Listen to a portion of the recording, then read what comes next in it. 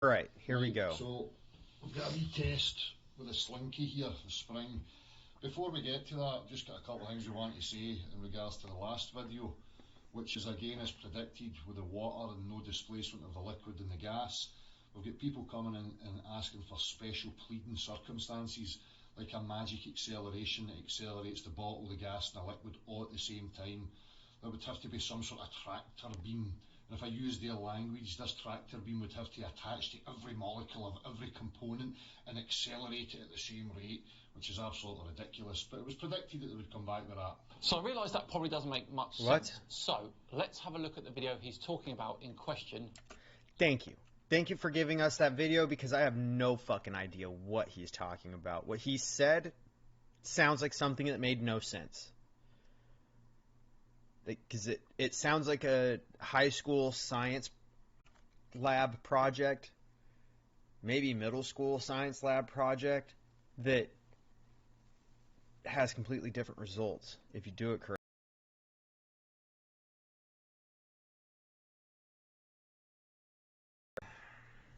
Okay, so this is just to clarify and highlight what the actual point is here, okay?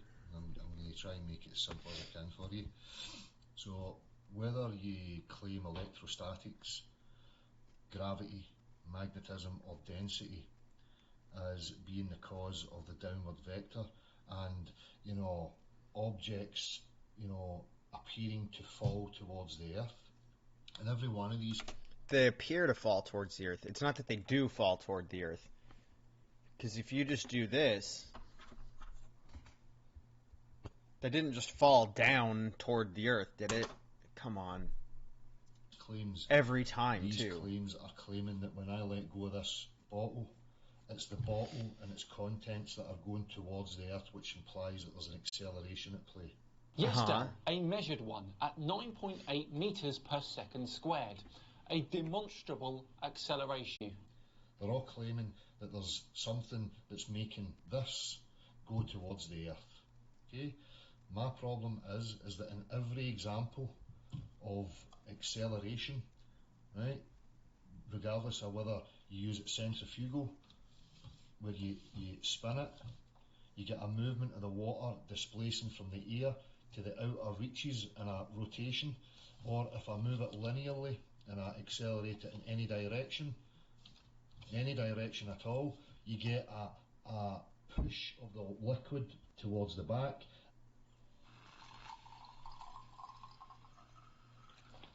Oh my God. I thought you were the...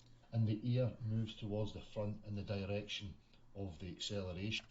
Did he not take science in like middle school, high school to learn why this works the way it does? Because holy cow. Every single time, 100% of the time. That's a fact, right?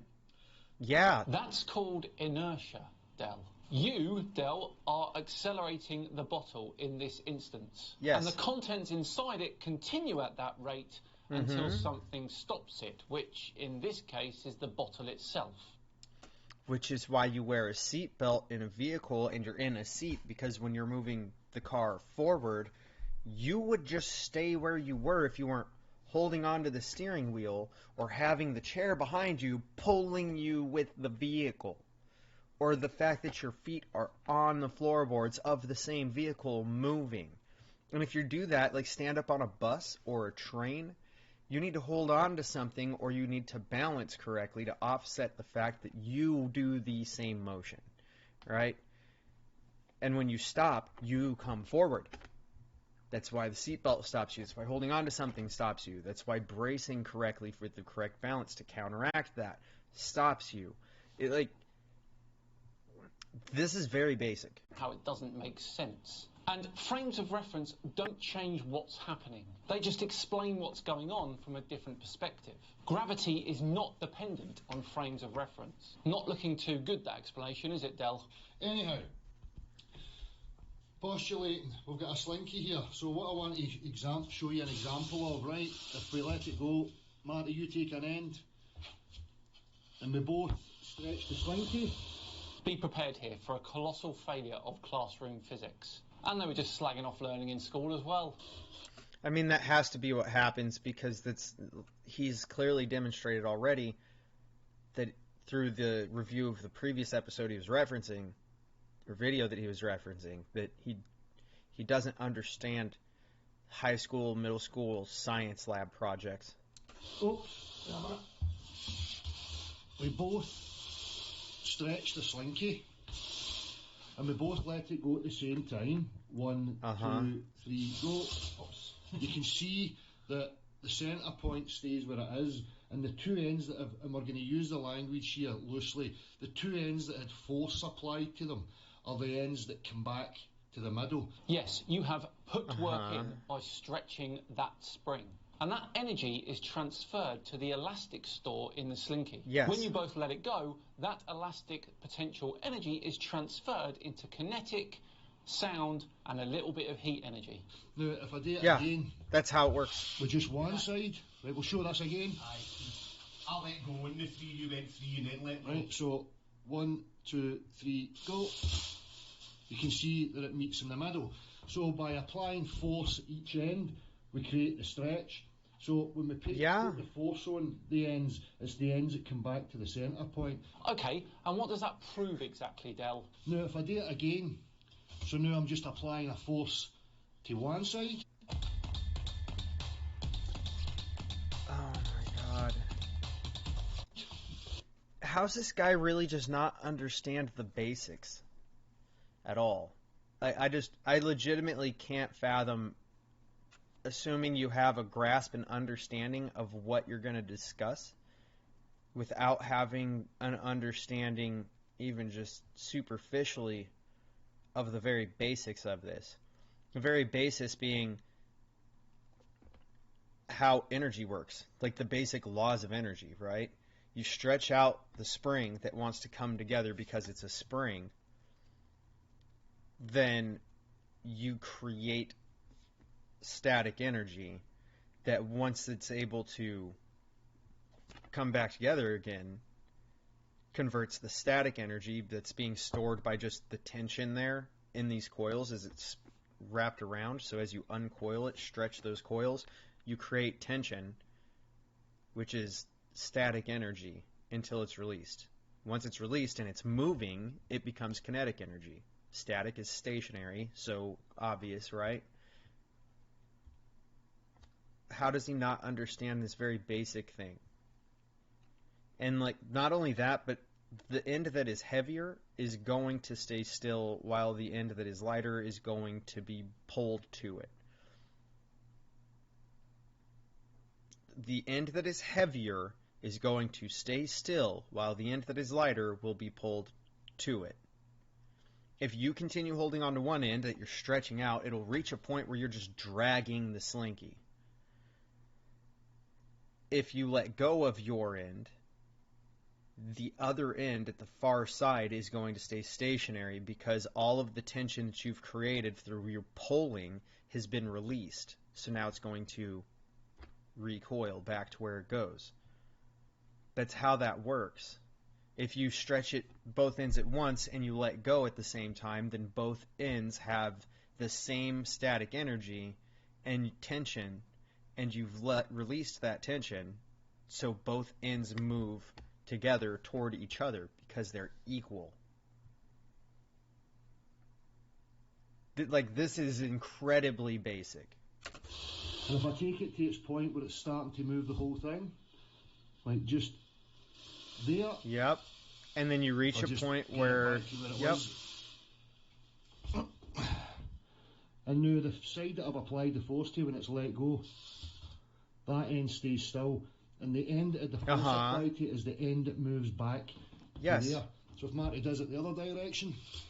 But it has nothing to do with the end that has the force directed to it, and everything to do with the end that has the more, like, the higher end of weight. You see how at the end that's not being stretched, how it stays condensed and together? That end is now heavier than the rest of the slinky, the rest of the spring. So, obviously, that end is going to stay still while the rest of it comes to that point. Because that's how gravity works as well. Like, is this really that hard to understand? The Earth is much larger and weighs more than us. It weighs more than your bottle of water. Therefore, everything gets pulled to it. The sun has more mass and weight than the Earth. So the Earth gets pulled toward it. Mind you, in space, the reason you orbit is because basically the sun is constantly being dragged toward something that is heavier than it, or pushed away by an energy form that built up tension and then smacked it so it moved away. And the sun is still following that form of energy that threw it away. And we are following it basically because of the fact that space is a vacuum. We're not just following, but we're falling. We're chasing the sun as we both fall through space. And so we come around and we basically slingshot around the sun over and over again is how an orbit works. And the moon is closer to us than the sun by such a degree that our Earth's size and mass offsets the amount of mass difference the sun has mathematically, keeping the moon where it is for the most part. The fact that the sun has a stronger gravitational pull is shown by the fact that the moon moves about, a centimeter further away from the Earth every year, I believe. So it's constantly moving just a skosh further out than it was today. Like every year, it'll move in just about, I think it's a centimeter further away from the Earth. So that shows you on a solar system level that our sun, the star for our system, is the larger mass in the solar system because it is pulling our moon toward it year after year.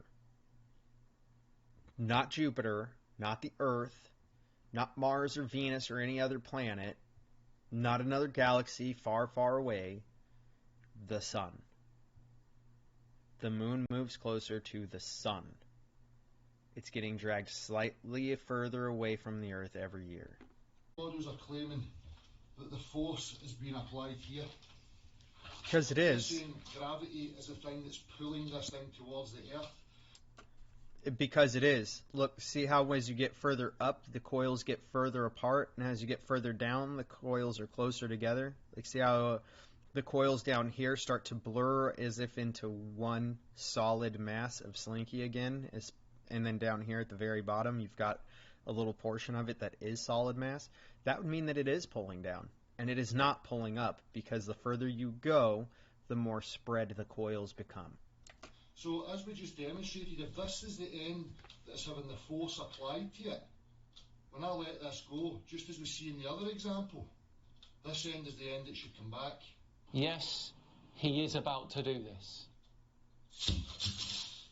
I mean, you'd think this was obvious, but here we go, Del, just for you. In the first example, you were the one applying the force, stretching that slinky so that the elastic force built up in the spring. This meant that the elastic energy was there in order for the spring to snap back, as you saw. When you lift that slinky spring up, the gravitational force is what's pulling that slinky down, almost counteracting the elastic force in that direction. Now this balances the forces in the spring, and when you let go of it, the gravitational force takes over again. And when the top hits the bottom, it gets compressed and there's no elastic force left, so it falls to Earth. That, Del, is why it's happening, not because you've discovered some incredible new physics. Right. Exactly. Like, what he did proved gravity. It didn't come up to his fucking hand. He didn't say that he felt an elevator-like sensation pulling the ground to the slinky. Right? It just... You watched it fall.